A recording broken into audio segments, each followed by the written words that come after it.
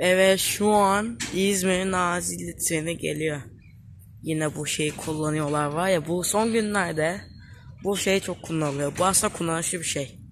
Aydın, Nazilli yönüne gidecek olan tren birinci perona gelmek Bir de Aydın üzeredir. Nazilli, Denizli Ortaklar, değil. Aydın, Nazilli yönüne gidecek olan tren birinci perona gelmek üzeredir. Aydın Nazilli yönüne gidecek olan. Keşke Nazilli yapabilseydik ya. Neyse, boş ver. Evet, geliyor. Bir bakıyormuşuz orijinalmiş. Ne mutlu olurum.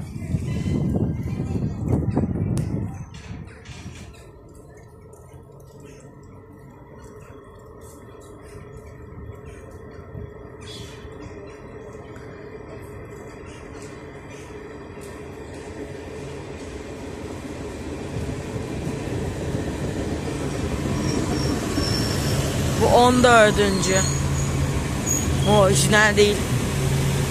Belki orijinaldir ama bir arkaya bir bakalım. Yok, değil bu. Orijinal değil. Bu çok boş gözüküyor, var ya. Nazilli treni en çok boş olan tren olabilir yani. Niye bunu o zaman işte yapmıyorlar ki? Çünkü boş, yani çok boş. Yani dörtlü seti bunun için kullanmaya değmez. Ve evet arkadaşlar, tren kalktığında sizinle şu an kalkıyor gibi. Her şeyi hazırlıyorlar. Daha kalkamaz. Normalde kalkması lazım. Ama kalkamıyor.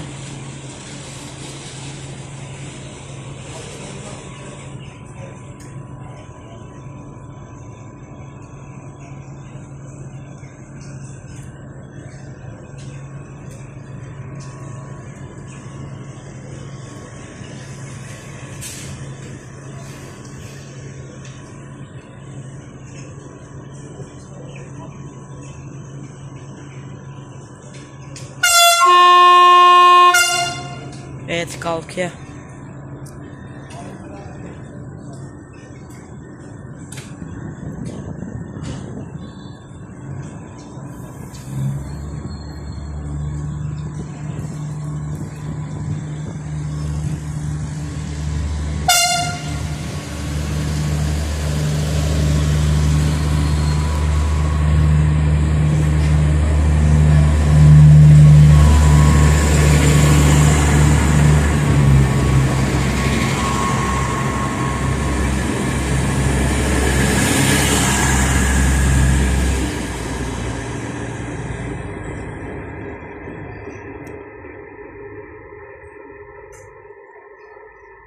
Ve evet, gitti.